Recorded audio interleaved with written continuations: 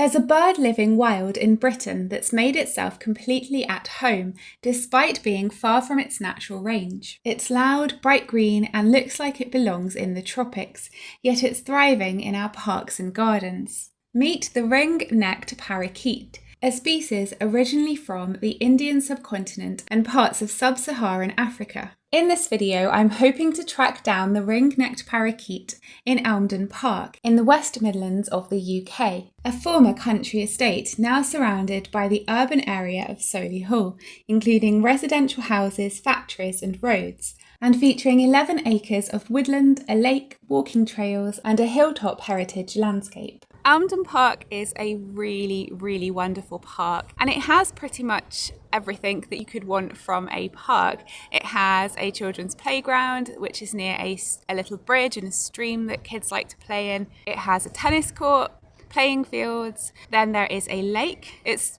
been a very dry summer, so you can see that a lot of the grass around me isn't doing very well, but you can just see the vast space that you have in this park. It's beautiful. You can then make your way up the hill, and there is a nature reserve at the top as well. I saw a news article that suggested it feels like you are somewhere tropical when you're in this park because of the noise that the parakeets make. I've spoken to quite a few of the locals, and most people that I've spoken to seem to be quite positive about them. I think they like hearing them and seeing them around. But as we know, non-native species are often seen as invasive, so I thought it would be interesting to consider what this actually means and why, in this case, it could be a potentially negative thing. So one of the people who I spoke to said that they have seen 35 to 40 parakeets at once here. I'm really hoping to even just see one or two. Obviously, they're not always around. I think they move around in a flock though, so hopefully if they do come, I might get to see quite a number of them. Because this park does get a lot of wildlife.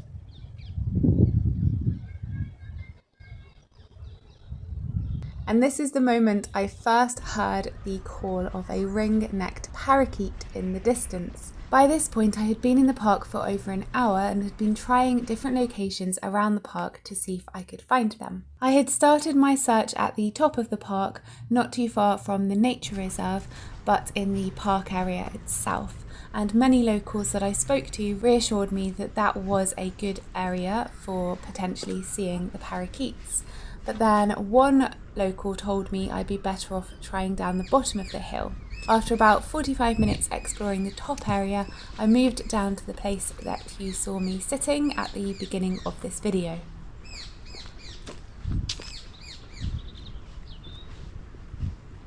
I've just come to the lake and I think it's right above me. I've seen it once, but I cannot get it on camera because the foliage is too thick.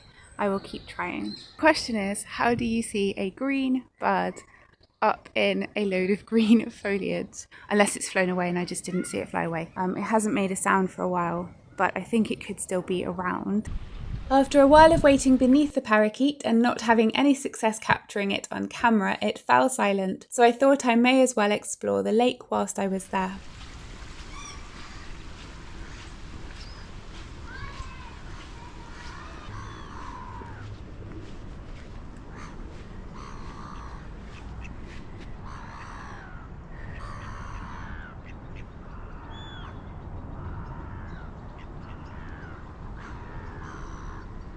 So I just met a really lovely local who was showing me the photographs that he gets of the parakeets that live here throughout the year. He's got them nesting in March, April time and just generally around the park the rest of the year. He was saying that very early morning is a good time to see them here, and in the winter you can usually see the flock. He reckons there's about 40 now living here, which is interesting. Then whilst we were talking, another very friendly local came along and told me that he often sees them feeding on a pear tree very early morning in someone's back garden that backs onto the park, back up the top where I started out. They both thought it was unlikely I would see one at this time of day, or at least see more than one. As I said, I saw the one in the tree not that long ago near this lake, but I couldn't get the shot of it with the camera. It was really hard just to see, let alone get a shot of it. It's right up above me in the thick foliage. But I'm here, so I'm going to keep on trying. I'm pretty gutted because I'm usually somebody who does get up very early, but I had such a terrible journey yesterday and I didn't get to bed until ridiculously late, and that was after a 12-hour journey the day before. So you could say I found it very hard to get up early this morning for good reason, unfortunately, which sounds like it would have been a really good time to get here early. But anyway, let's continue looking because I'm still holding out hope that I might be able to get some footage of one at some point.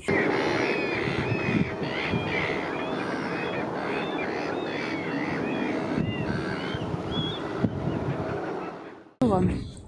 Can you hear that? Oh, there's a plane going over. Yeah, I can definitely hear one. So I have lost the parakeet. I'm wondering if it's gone up the top, which is where I thought I was more likely to find them. I started to head back up the hill to where I had begun my search at the top of the park, having a bit of an explore on the way. As I made my way up the hill, I heard a parakeet call again. So I followed the call of the parakeet back up the hill to where I started out, where I was waiting for them originally. And I keep hearing it every so often, so I'm heading in that direction now. Then it all fell silent for quite a while. I had parked in the car park at the top of the park, so I put some of my things in the car and decided to just take my camera, sit on a nearby bench and give it one last go. I listened to the variety of birds in the area, including tree creeper, nuthatch, blue tit, great tit, long-tailed tit, coal tit, robin, jackdaw, wood pigeon and goldfinch. I've tried waiting in the spot that I started out and I haven't heard any more parakeets since I've been here. I've heard so many other different birds, but I haven't heard any parakeets. I might just go the other side to where I am now, but staying up the top, have a listen there, and if not, I might have to call it a day because I do need to get back down to Cornwall. As I wandered around the top of the park, I came across a green feather. How exciting is that? Obviously it needs a bit of a clean up, but I'm really pleased about that. A good one for the collection. Unfortunately, the feather is a little broken, but I washed it and measured it, and it is indeed from a ring-necked parakeet. I'm pretty sure this is a wing feather, and it matches the measurements from a feather ID database perfectly. I didn't hear any more parakeets, and decided I needed to call it a day. Before I left, I wanted to get a bit of grey squirrel footage for another video I'm making. Then just after I had finished filming the squirrel and was literally about to head back to the car, I heard the call of a parakeet and I saw two fly over me. Finally, I have got a shot of a parakeet. I thought that might be it and I was just happy to have seen one properly. But then, just as I was saying this to camera, I saw a parakeet fly into some lower trees a little way down the hill and quickly headed down to have a closer look.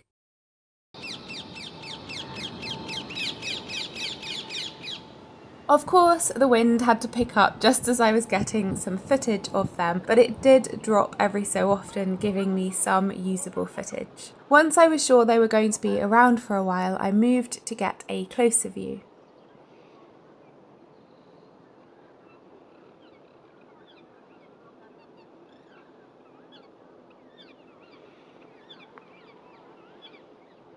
It is amazing. I have not just found one or two parakeets, but quite a few of them. I haven't been able to count them yet. They've been flying between the trees here.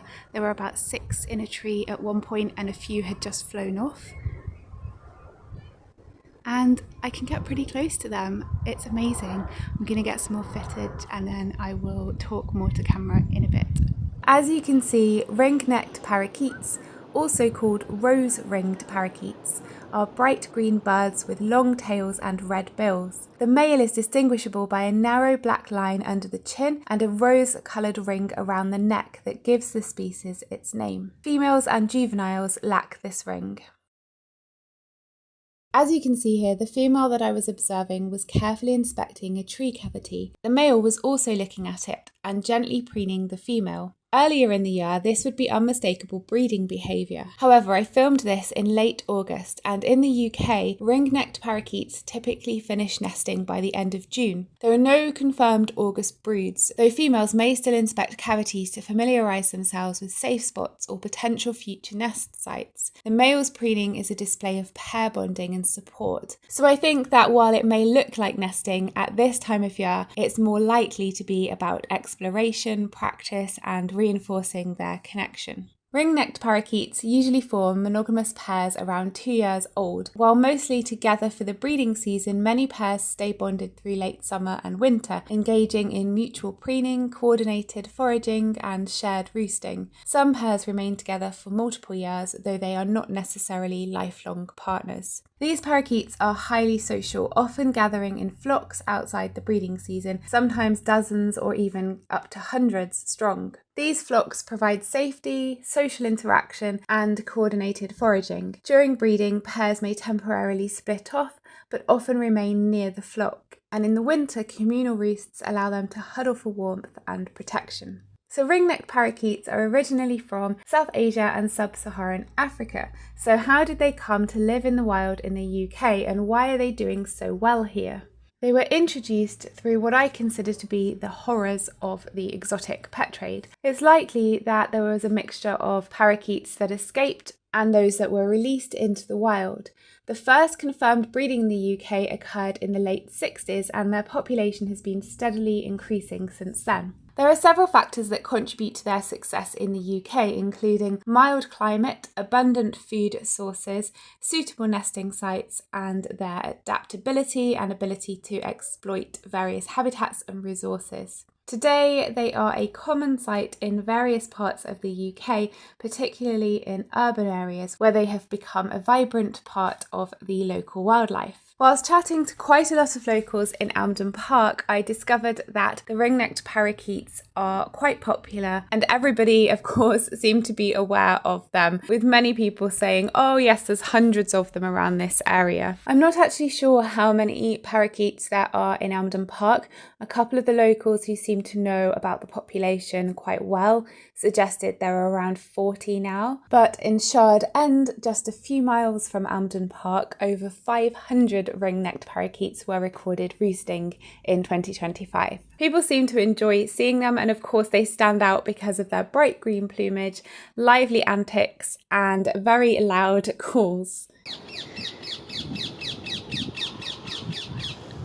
So as I said at the beginning of this video, ring-necked parakeets are considered invasive in the UK, but what does that actually mean? Being invasive reflects that they are not native and have established breeding populations in the wild. It signals potential concerns that they could compete with native birds for nesting sites or food, or otherwise affect local ecosystems. There is some research out there suggesting that parakeets can impact native wildlife, for example, by displacing smaller cavity nesting birds or disrupting feeding. Any species, even native ones, can create competition when their populations increase, and ecosystems are dynamic, often adjusting naturally. There is some conflict with humans, as far as I can tell, mainly around crops or fruit harvests.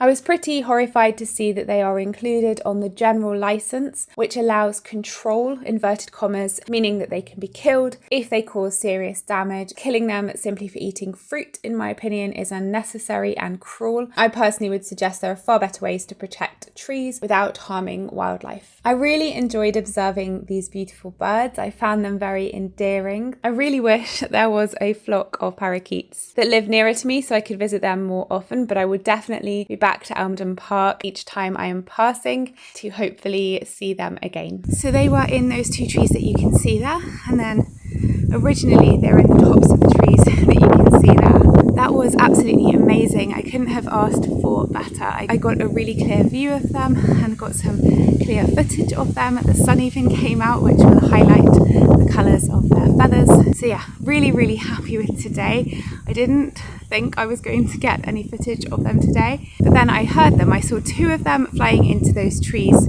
over there, right to the tops of them. That's where I got my first footage of one, and then they flew into the two smaller trees that you can see behind me that are looking much more autumnal, and so it was much easier to find them in there and to get some shots of them.